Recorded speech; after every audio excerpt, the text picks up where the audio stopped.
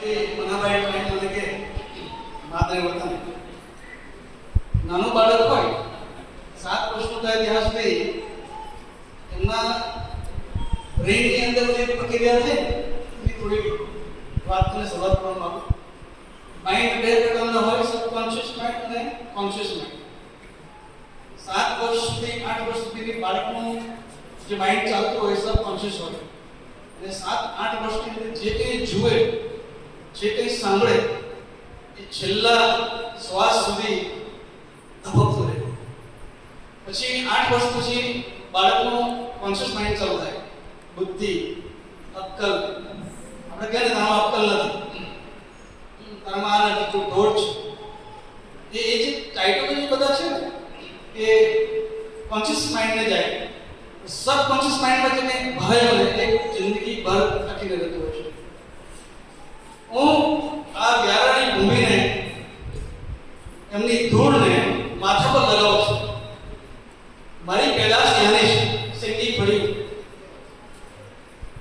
મારા જીવનમાં Vyara railway station, રાજાનું પુતળું, જૂનું બસ સ્ટેન્ડ, આ ચર્ચ હજી એમને એમ ખડા છે, હજી એમને એમ ઊભા છે. 8 વર્ષ સુધી હું વ્યારામાં રહ્યો છું. સિંગી ફળિયામાં રહીને મારી નાની અને મારી માસી સાથે હું રહેતો. વ્યારાની પ્રાથમિક શાળામાં હું ભણ્યો. મારો જન્મ અહીંયા બાજુમાં જ થયો છે. સુવાબાડ ખાનનું વ્યારા, જે જૂનું માર્કેટ છે ત્યાં આગળ તૂટી ગયું, સરકારી બિલ્ડિંગ ત્યાં આગળ બનેલી છે.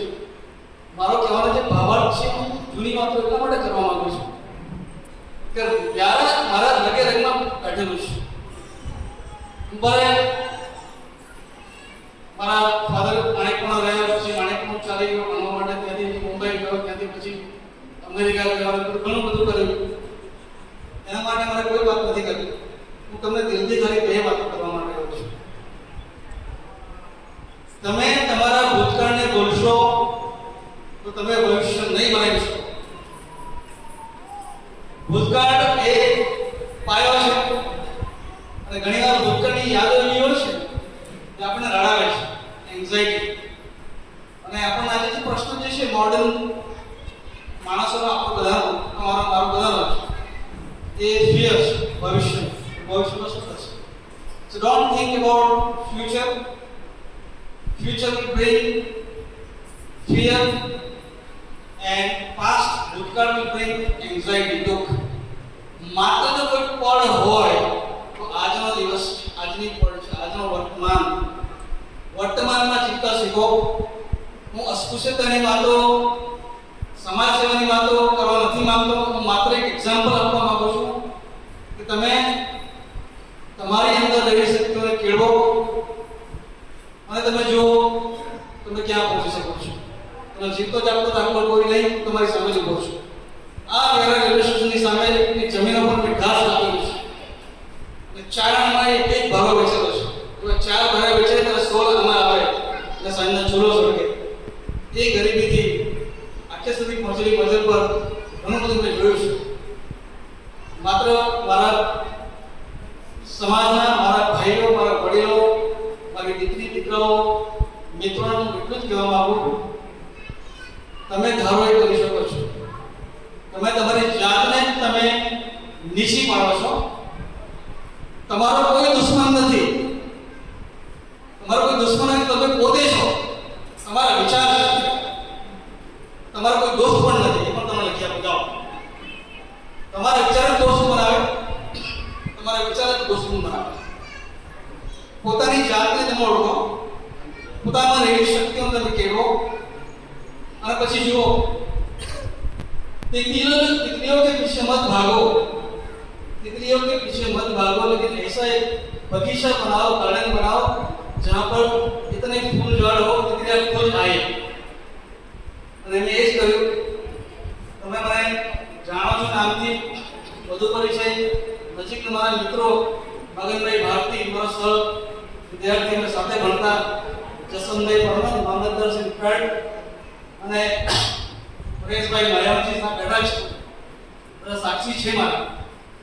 આજે તમે ગૂગલ પર જઈને લખો કેપ્ટન એડી માણેક, તમને 1000 ની ઉપર લિંક મળશે. મારી પોતાની યુટ્યુબ ચેનલ તમે જોઈ શકશો. નાનપણથી પ્યારાથી ખાસ તકની શરૂઆત કરેલી આજે મારી આત્મકથા લંડનની બ્રિટિશ પાર્લિમેન્ટની અંદર એનું વિમોચન થયું. એ બુકનું વિમોચન મહાનાયક અમિતાભ બચ્ચને કર્યું. અનુપ જલોટાથી માંડીને બોલિવૂડના તમામ સ્ટારોએ એની પ્રશંસા કરી. ભારત દેશના વડાપ્રધાન મોદી સાહેબ, પ્રેસિડેન્ટ મુર્મુજી, ભારત દેશના રાજ્યના તમામ મંત્રીઓ, ચીફ મિનિસ્ટરો અને રાજ્યપાલોએ એની સરાહના કરી. અને એથી વધારે શું બોલવું અજુગતું લાગશે, અરુણાચલ પ્રદેશ સરકારે એ બુકને એમના અભ્યાસક્રમમાં સામેલ કરી. 1000 બુકનો ઓર્ડર આપવામાં આવ્યો અને દરેક તમામ વિદ્યાર્થીઓ વાંચે એ પ્રકારનું ખરાબ વાંચવામાં આવ્યો. એનાથી આગળની વાત કરું તો બોલિવૂડમાં એ સ્ટોરી એકદમ ફેમસ થઈ ગઈ અને એના પરથી કોઈ મૂવી બનવા જઈ રહ્યું છે. ઉડાન એક મજદૂર બચ્ચે. ઉડાન એક મજદૂર બચ્ચે की આ બુક મારી પાસે છે અને એ બુક ની કિંમત 599 રૂપિયા રાખેલી છે. તમામની આવક જે છે એ ચેરિટીમાં જાય છે. એક પણ રૂપિયો માણેકના બજારમાં જતો નથી. મને કોઈ જરૂર નથી. આજે હું થોડી બુકો લાવ્યો છું તમારા માટે. 599 રૂપિયા નથી, માત્ર 200 રૂપિયા તમારે ખરીદવાની છે. અને એ 30 બુક જે છે એની તમામ આવક 6000 હું વ્યારા માયાવતી વિકાસ મંચ પરિવારને દાન તરીકે જાહેર કરું છું. આ બુકની કિંમત કશું નથી, પણ તમે જે વાંચો તમારો રામ સૂતો હશે ને તો નહીં જાગે તો માણેકને તો ભૂલી જજો. આજે આખી દુનિયા પાગલ છે આની પાછળ. એમેઝોન પર એનું હોટ સેલિંગ થાય છે. અત્યાર સુધીમાં લગભગ 50 લાખ રન સેલિંગ થઈ ચૂક્યું છે. 21 ભાષામાં ટ્રાન્સલેટ થઈ રહી છે. અને તમામ આવકને પ્રોમિસ કરી છે માયાવતી વિકાસ મંચના માધ્યમ દ્વારા શિક્ષણ, સંસ્કૃતિ, સમાજના વિકાસ માટે અમે લઈ જવાના છે. એઝ એ નેશનલ પ્રેસિડેન્ટ, રાષ્ટ્રીય પ્રમુખ તરીકે એમબીએમમાં થોડી બે વાતો કરવા માંગુ છું. એમબીએમનું સ્વપ્ન જે છે એ બહુ ઓછું છે. 2002 થી શરૂઆત કરીને આજે આપણે 2024 માં પહોંચ્યા છે. માયાવતી પહેલેથી પાવરો છે. ગજામાં હાથ નાખીને ઉભો હોય એટલે વિચારવું પડે એનો હાથ છે ને સરવડ થતો હોય અંદર ક્યારેય ઝાપટ મારતો. એ માયાવતીનો પાવર છે. અને આપણી પાસે વકીલની ડિગ્રી હોય કે નહીં હોય, પણ આપણે બધા વગર ડિગ્રીના વકીલો છે. કોઈને થાક, કોઈને હરાય, કોઈથી આપણે હારીએ નહીં. આ જે પ્રજા છે, કુમારીવાળી પ્રજા છે, એ પ્રજાને આગળ ધપાવવા માટે ઘણા લોકોએ પ્રયત્ન કર્યા છે. પણ આ જે પ્રયત્ન છે અમારો એમબીએમનો એ છે કે નાનામાં નાનો માણસ, મજૂર માણસથી લઈને મોટો અધિકારી હોય એક ક્ષેત્ર હેઠળ આવે. સંસ્થાઓ ઘણી બધી છે, તાલુકે જિલ્લે દરેક જગ્યાએ છે. હોરો પણ દરેક જગ્યાએ છે. પણ જો કોઈ પ્રયત્ન કર્યો હોય બધાને એક તાકને બાંધવાનો એ માત્ર મનાભાઈ પટેલે કર્યો છે. અને હું અમને અને તમને સારું લાગવાનું નથી વાત કરતો, હું એઝ એ થર્ડ પાર્ટી તરીકે વાત કરું છું, એઝ એ ઓબ્ઝર્વર, એક દ્રષ્ટા તરીકે વાત કરું છું. ઘણી બધી સંસ્થાઓમાં કામ કર્યું છે. ક્યાંક હું ટ્રસ્ટી છું, તો ક્યાંક કાર્યકર છું, તો ક્યાંક આ છે નાનપણથી 12 વર્ષની ઉંમરથી કુરાનની ઝૂંપડપટ્ટીમાં રહીને એમએસપીસીના પ્રભારીમાં બેસેલા ત્યારથી હું સમાજ સાથે જોડેલો છું. સમાજને લોકો ત્યારે શોધે છે જ્યારે રિટાયર થઈ જાય ત્યારે શોધે છે. ખોટું નહીં લગાડશો. હવે મારે દીકરાનું મારે સત્પણ કરવાનું છે, દીકરાને મારે મેરેજ કરવાના છે. પણ ધન્ય આપું મનાભાઈ મદનને કે એમને એવો દીકરો પેદા કર્યો કે આજે નાનપણથી જોડાયેલો છે, વર્ષોથી જોડાયેલો છે અને સમાજ એકઠું કરવાનું જે ભગીરથ કાર્ય કરી રહ્યો છે એની સાથે અમે બધા જોડાઈને ખરેખર અભિમાન અને ગૌરવની લાગણી અનુભવ કરીએ છીએ. આ તમે જોઈ શકો છો. No fancy dress, my dress is simple dress, Mayawati Vikas Manch. અમે હૃદય પર લઈને ચાલીએ છીએ સાહેબ એમબીએમ. માયાવતી ને મારી માં, માયાવતી વિશે કોઈ બોલે ને તો મારી માને ગાળ આપી એમ થાય. હું છોડું નહીં અને અમારી ટીમ છોડે નહીં. તમે મુંબઈથી લઈને અમદાવાદ જતા હો, હવે તો સમગ્ર ભારત અમે લખીએ છીએ. તમને ક્યાંય કોઈ રસ્તે કે તકલીફ ઊભી થાય, એક ખાલી ફોન કરજો લોકલ કોઈ કાર્યકરને. 25 માઇલમાંથી નહીં ભેગા થાય તો આ કેપ્ટન માણેક મારા પર નકામ. ખાલી મોટી વાતો કરીને, જમણવાર કરીને, મોં મૂકીને છૂટા પડી જવું એ માયાવતી વિકાસ પક્ષનું કામ નથી. એ કામ નથી. અમે દરેક વ્યક્તિને સન્માન આપવા માંગીએ છીએ. એ જ્યાં હોય જેવો હોય એ મારો ભાઈ છે, મારી બહેન છે, એ ભાવના સાથે અમે ચાલી રહ્યા છે. અને હું ધીરુભાઈ ભારતીને પણ ખરેખર અભિનંદન આપું.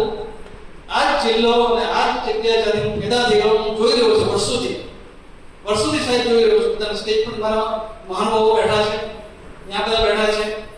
જે પ્રગતિ થઈ છે ઘણા બધા કાર્યક્રમો આગળ ગયા અને જે નક્કર કામ થવું જોઈએ થયું નથી અને તમે કરી રહ્યા છો. હું તમને ખરેખર અભિનંદન આપું છું. આગળ વધો, અમે તમારી સાથે છીએ. એટલું જ કહીને હું વિરમીશ. પણ છેલ્લે એટલું કહીશ કે તમે ફરીથી એ જ વાત કરીશ કે તમે તમારા પર ભરોસો છોડશો નહીં. ભલે દુનિયા આખી તમારી સામે થઈ જાય પણ તમે બને રહેજો. આ જ મારો સંદેશો છે. બુક લેજો, વાંચજો, પંચાવજો. મારી YouTube ચેનલ પર જજો, કેપ્ટન રેડી માને સબસ્ક્રાઇબ કરજો, લાઈક કરજો, શેર કરજો. 1000 થવાની તૈયારીમાં છે, એ થઈ જશે. એ મોનેટાઇઝ થવાની તૈયારીમાં છે. એની પણ તમામ આવક મેં આગળ જાહેર કરી છે કાપરેજમાં.